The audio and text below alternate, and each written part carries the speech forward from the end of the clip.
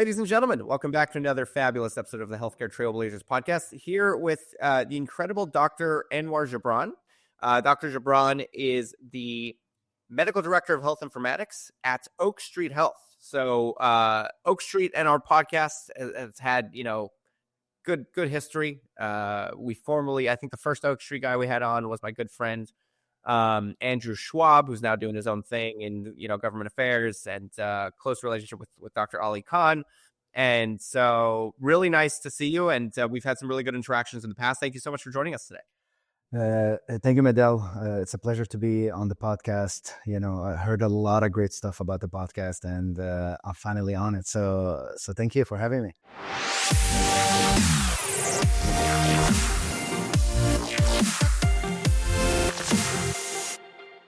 Let's start with health informatics. Let's just, sometimes we start at the beginning, sometimes we start at the end. Let's dig into the present. Give me your background on how you got into health informatics from just being, just a doctor, so to speak, and why that's interesting to you. Absolutely. So I, my main training is internal medicine. I did my residency in Chicago at Weiss Memorial Hospital, which is part of University of Illinois in Chicago. In my last year, actually, it's a funny story. I go usually every year to the American College of Physicians. In my last year, that time when I was registering for the conference, the national conference, there was this interesting event about hackathon. I'm like, interesting, okay. So it seems like at that time, the American College of Physicians and MIT, they had a joint event. It's called ACP MIT Hacking Medicine, which is an extension of MIT Hacking Medicine, which is a well-known hackathon that happens every year at MIT. So I was okay, this is interesting. To me, in general, health IT was super interesting, trying to solve issues, trying to solve problems. But this one was interesting. So I registered. I went there. It was a day-long hackathon. We were tackling optimizing workflows and improving throughput at the hospital. We created a team. We worked on an idea, and we presented it. And actually, we won, the hackathon. 1 second. Were you coding? Like you're? I was with coders. I was, the clinical voice in the group, and we created a prototype. We presented it. We presented the whole workflows. That was an awesome experience. I'm like, wow, this is super exciting. I loved it. I came back, started looking more into that. I had no clue at that time that there's a full-blown fellowship for informatics. So, and I was in my mid to the end, my third year. So the fellowship application already, closed. So I'm like, this is super interesting. I started looking more into it. And then I worked for a year after I graduated from my residency. And then I applied for informatics, and it was amazing. To be honest, it's like I found my calling, my niche, right? And to be able to combine IT, operations, and clinical, and be able to solve problems at a larger scale. This is fantastic. That's awesome. And you were already at Oak Street? No, at that time I was at I was finishing my residency at Weiss Memorial Hospital. I went to Beaumont Healthcare System, which is called Corewell right now. Okay. I worked for a year in Michigan, in Detroit, and then came back to University of Illinois at Chicago. I did my 2 years clinical informatics fellowship. In my last year, I met our friend Ali Khan, and he was telling me the amazing stuff about his work at Oak Street, about what they're doing, what's the plan for the future. It was super intriguing. In my second year of fellowship, he got me to do an internship with Oak Street. And then the rest of history, I joined after graduation. So let's talk about Oak Street for a second, because it really does seem to be one of those shining stars. I know obviously there's been the acquisition, and then it kind of can take on its own new life and whatever. But Oak Street is like I said, one of these North Stars of like really cool, risk value-based care, primary care first, really interesting organizations that I think a lot of people aspire to be. What really spoke to you about Oak Street when you wanted to join? To me, the bold vision, to be honest. I've always, I decided to do medicine and healthcare just to have an impact on patients' lives and improve their outcomes. And the bold vision and the great work they've done over the past 10 years of their founding, it, it, it was amazing. They're trying to really disrupt healthcare and kind of reshape it. That's our slogan, like rebuild healthcare as it should be. And they're trying to do that one piece at a time by providing the best value proposition for our patients, creating a team to serve our patients, and then they're super data driven.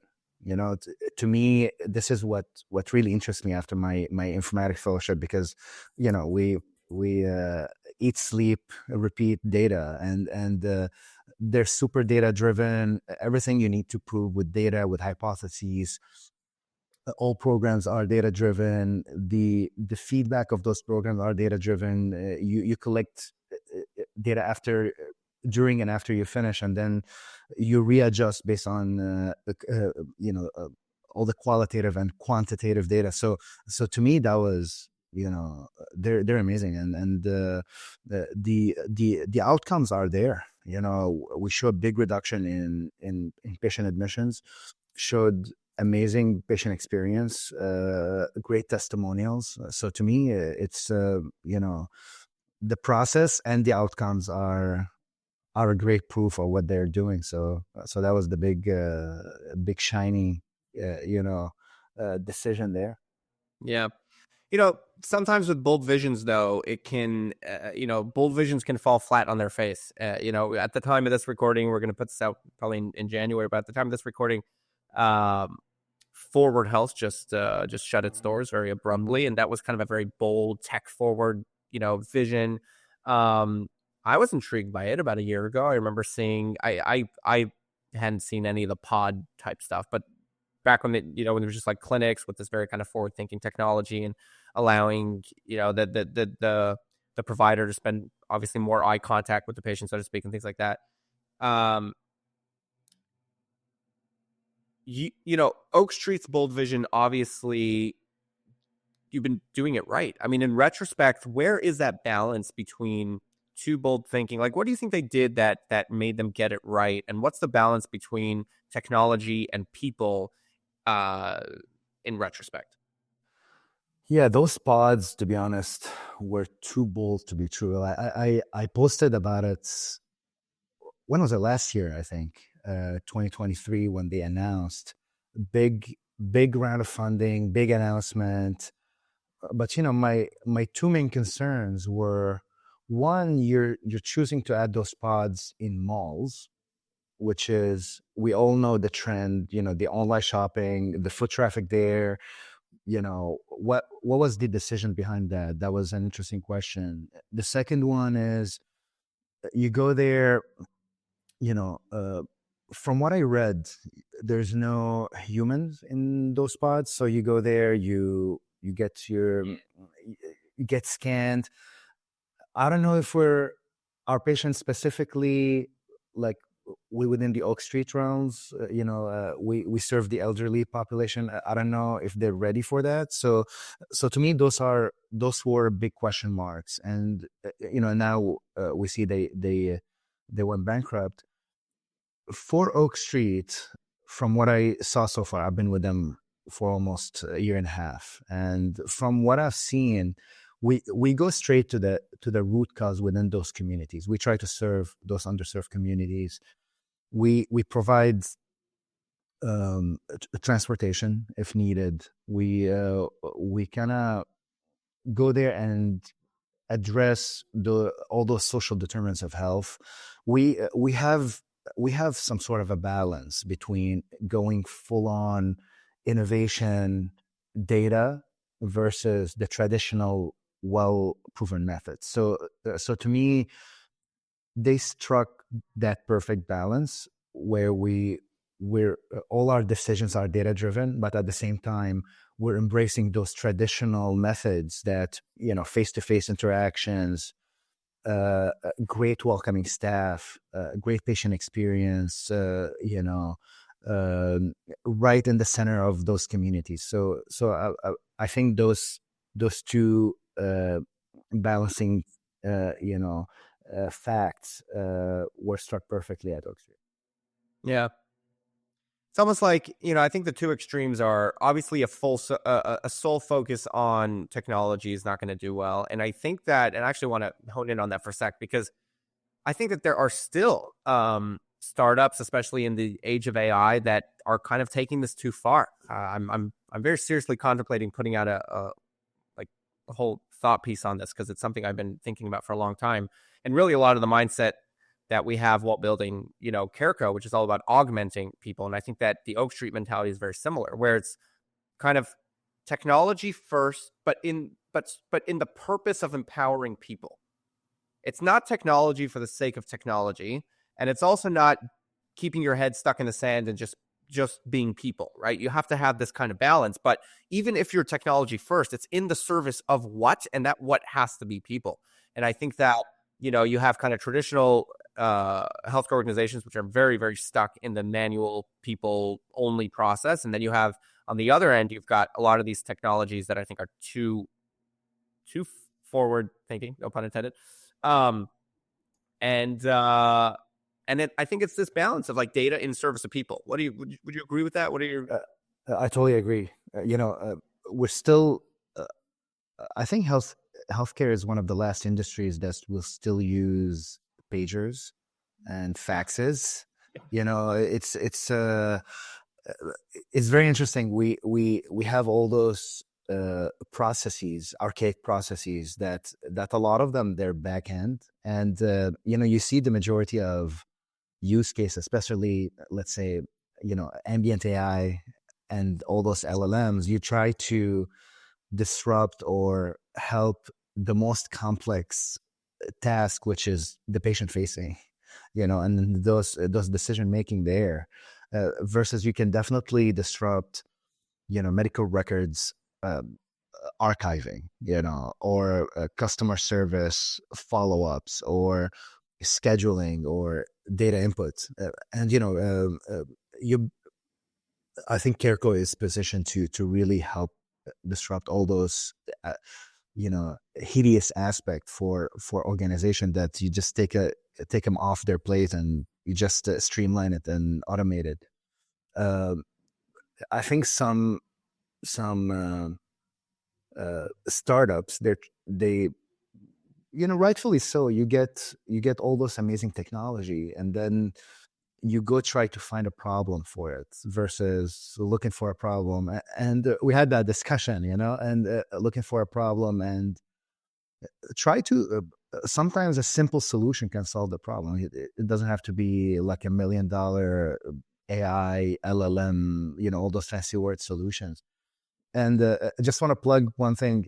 During, at HIMSS 2023 in March, 2023, oh my God, 2025 in March, we have a panel, actually. We're talking about physician burden and burnout. And the title of it actually is AI the only path forward?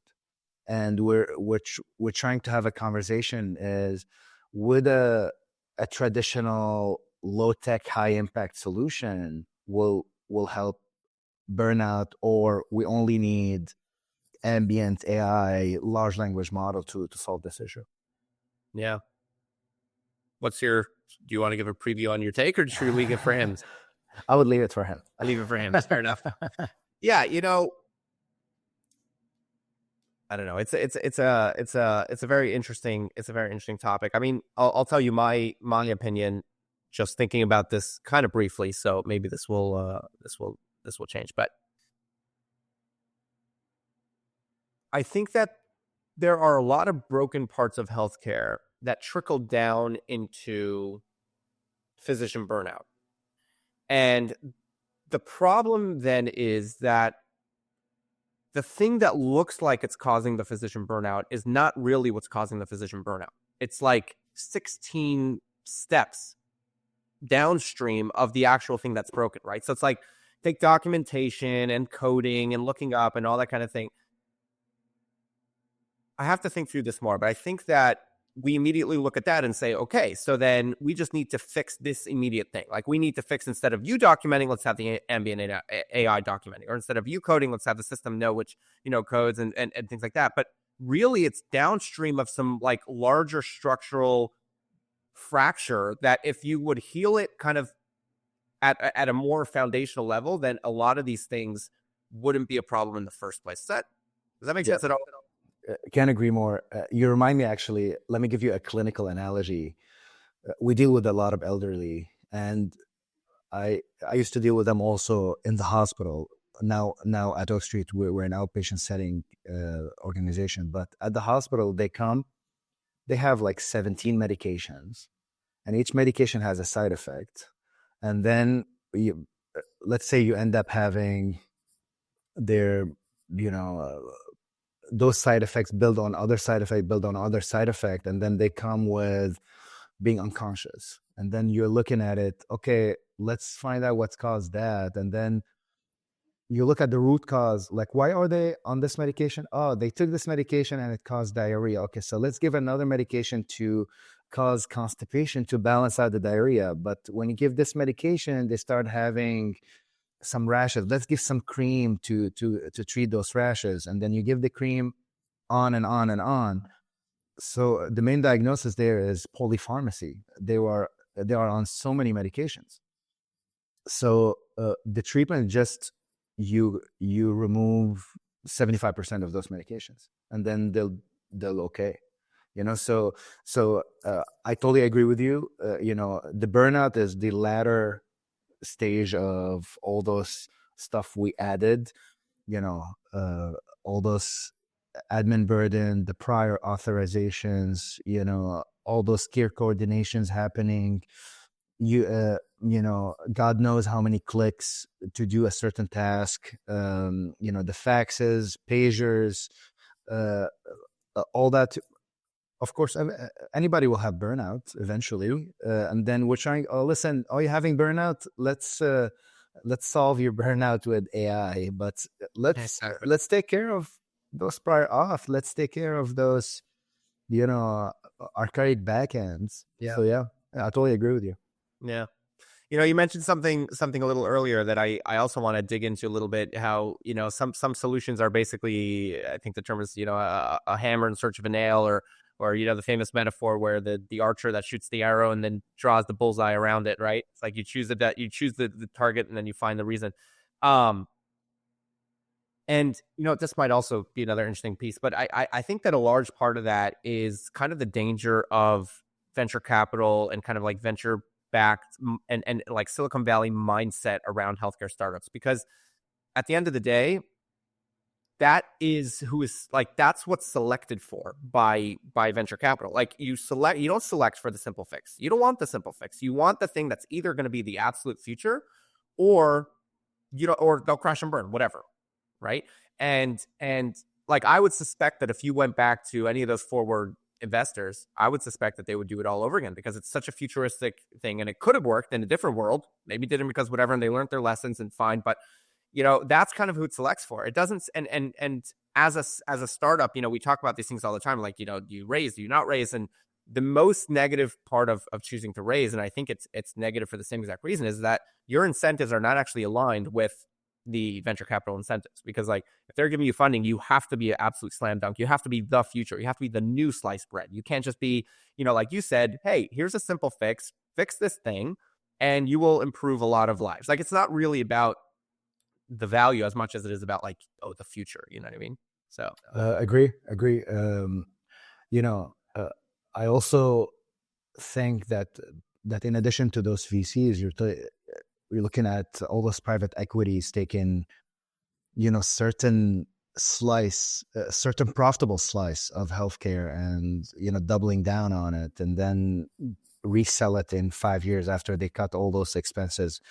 They're working a lot with dentistry. They're working a lot with cardiology private groups. They're buying a bunch of them. They put them together. They streamline admin operation and then resell them.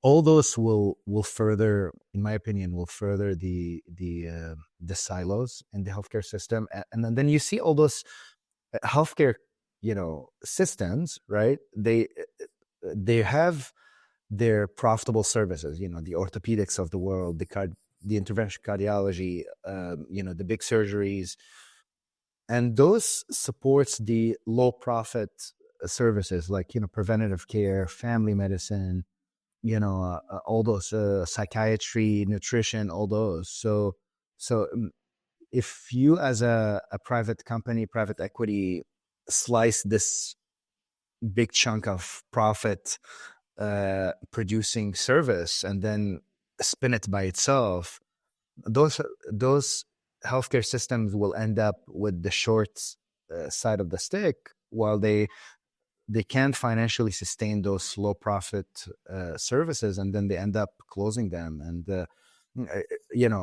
you're making a lot of money there, but you're losing the outcome and the value, like we always discuss. So there's a balance there. I'm not saying there's no waste and inefficiency in those healthcare systems, but I think the solution should be holistic, not just focusing on let's make profit, which, on the other hand, that's their incentive, right? But I'm talking about as value. Right. No, I think it's a super, super good point, which is healthcare will always have major loss leaders, and will always and those loss leaders will always be critical. Like, at the end of the day, you're always going to need the emergency room, and hopefully less and less, but like you're going to need that.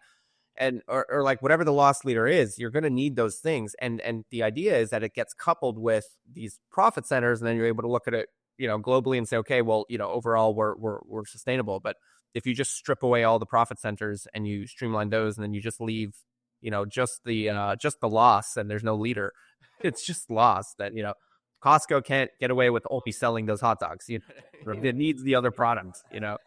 I agree. And by the way, talking about emergency room, over the past few years, I've been closely involved with developing those hospital at home programs, especially at UIC. And we just started talking about those innovative programs just in 2020, when the pandemic hit, whereas you look at other nations like Australia, UK, Israel, Brazil, they have all those systems since the 90s.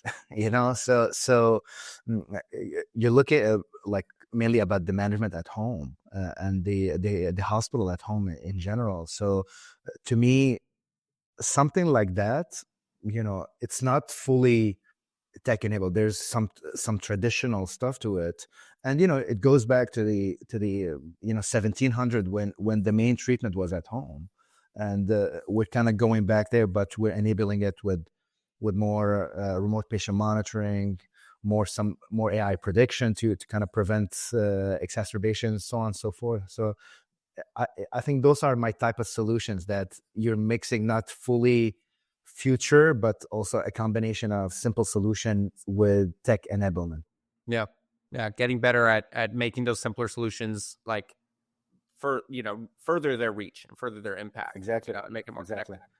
connected. Let's pivot a little bit to we just had the election and some big announcements. I mean, obviously there's yet to see who's actually going to get confirmed and who's not, but we've got RFK stepping in as head of HHS, and Dr. Oz as head of CMS, right? It was, yeah. And I want to talk about general things, but one thing that I think I saw yesterday from Vivek Ramaswamy on X that I thought was interesting, because I actually talked about this like 2 years ago. I was in DC and I was talking to, I did this thing for a while, and hopefully I'll do it again, where I would just talk to people on the street and just patients, people from all over the world, and see how healthcare was.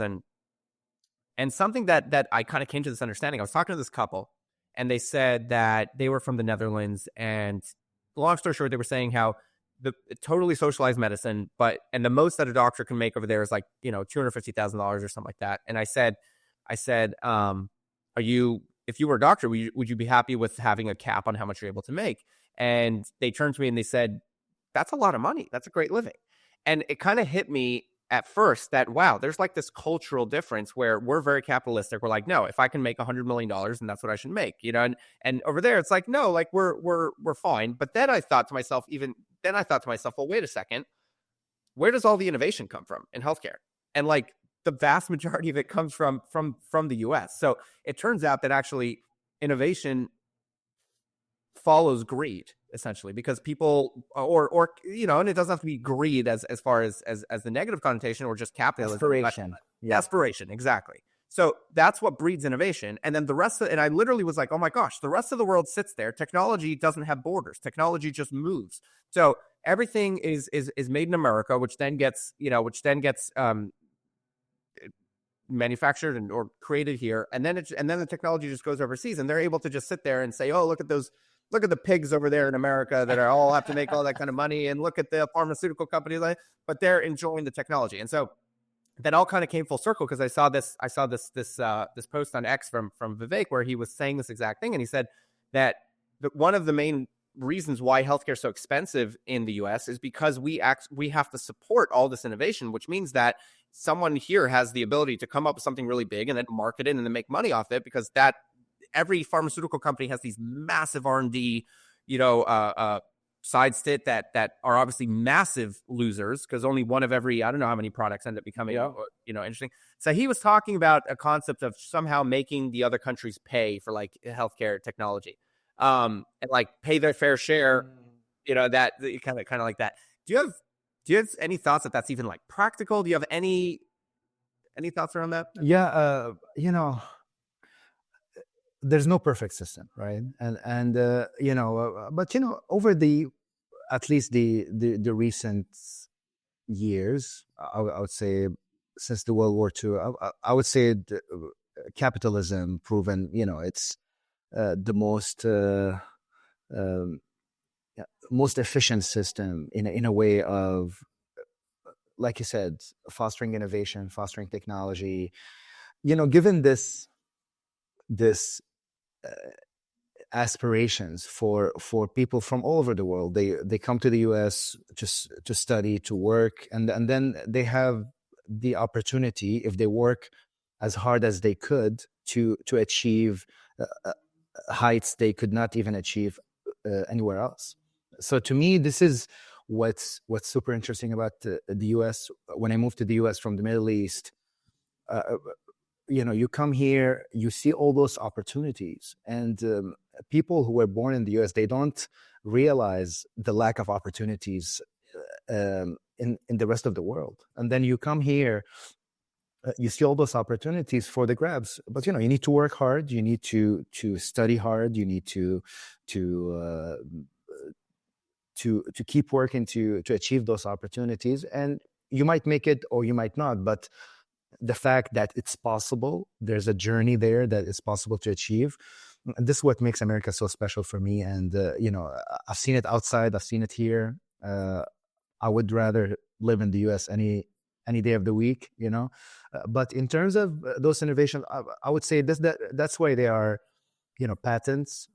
That's why there's IP, and then the rest of the world, they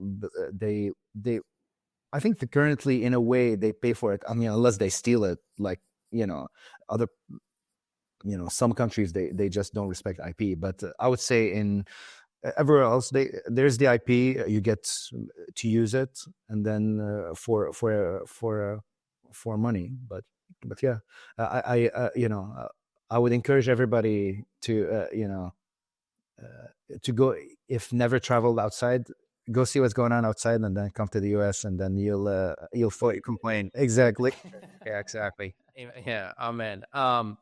So let's zoom out for a second, because that was like super specific topic. But the election in general, we'll see what kind of happens. But obviously, this administration is looking for massive change in every direction, and it feels like that. So healthcare is probably not going to be any different. On the flip side, healthcare is really a difficult spider web to untangle. and it's not really that easy to come in and just throw things around. So do you have any general predictions on change, positive, negative? Where do you think this is going to go? If you remember, like in all those back and forth campaigns and debates and stuff like that, healthcare wasn't a lot in the spotlight, which was really interesting for me. Like I was really looking forward to hear from both of them. Like, what would you do about healthcare, about the rising cost of healthcare, about all those programs that healthcare supports, you know, the PDNs, with what's going on right now. So to me, it wasn't too highlighted. I would say nothing, no drastic change will be there. I think they were, for the foreseeable 4 years, I would say the two things that are bipartisan that I know that they will pass from what I'm seeing is the telehealth waiver, and then the hospital at home waiver. They were one of the few topics bipartisan that is going to push for. So I see more role of telehealth within the next 4 years. I see more investment in the hospital at home and that care model. And third, I would say, that's a hope actually for more economical development, and you see that trickles down into healthcare, and the main premise and hypothesis that the cost cutting. So we'll see how would that affect the rising cost of delivering healthcare, especially medications. To me, I know you had Mark Cuban on the podcast talking about cost plus drugs, and to me, that's a great trigger for all this cascade that happened with PBM. So hopefully more cost cuttings in that. Hopefully we'll be more conscious about the rising cost of delivering healthcare, which is not sustainable, and hence we always go back to talk about value-based care, right? Yep. Yeah, I agree with you. I think that if anything, I think value-based care is probably a value that they're going to drive for. It was interesting when Vivek, speaking of him, when he was running for president, one of the things that he talked about a lot was, redoing the whole Department of Education. And the plan that he talked about was basically taking the budget, throwing it back to the states, and then incentivizing them to say, okay, if you can lower the cost for people by whatever amount, we'll share that with you, which is literally shared savings. Value-based care. It's literally about, and so like, that's what it was like, this is literally value-based care for education. I'd have to imagine that they'll be similarly minded when it comes to value-based care. So I think things like, the Oak Street Health model, the idea of really good care coordination, the idea of preventive care, the idea of value-based care, the idea of assuming risk, my prediction is that those are things that are going to be doubled down on and not taken away. There might be, I mean, we'll see if there's some massive changes that maybe indirectly threaten some of these programs, like chronic care management and remote patient monitoring and some of these kind of care coordination programs. But I think it's an ideal that's pretty solid. Yeah, no, I and in general, the fee for service, like, the budget every year, it is programmed to slash a couple of percentage points every year from the reimbursement to eventually at some point try to incentivize healthcare system and physician to transition to more value-based care, or at least like MIPS macro in between as a stepping stage for full shared or full risk. Because I mean, other than that, it's gonna keep, the cost gonna keep rising, and I don't know if this is not sustainable. Every year it's increased more and more, and plus you add that inflation on top, you add that economic hardship. This is not sustainable. Yeah. No, it's definitely time for change. Hopefully in the right direction. Well, Anwar, it's always so much fun talking to you. What you're stepping into this new role. By the way, congratulations! You're stepping into this new role as medical director of health informatics. What are kind of some of your goals? What are you going to try to tackle in 2025? So we're gonna double down on data-driven decisions, leveraging AI. We have a very interesting process internally, which we leverage AI to surface uh, um, hints for providers to make decisions about diagnoses.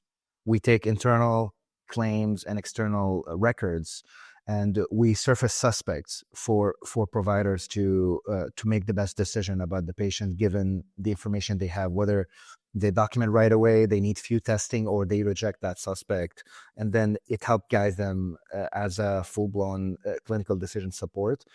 So we're gonna double down on that, try to expand, especially with the version 28 now of the Medicare Advantage. So we're gonna double down on that, and try to furthermore our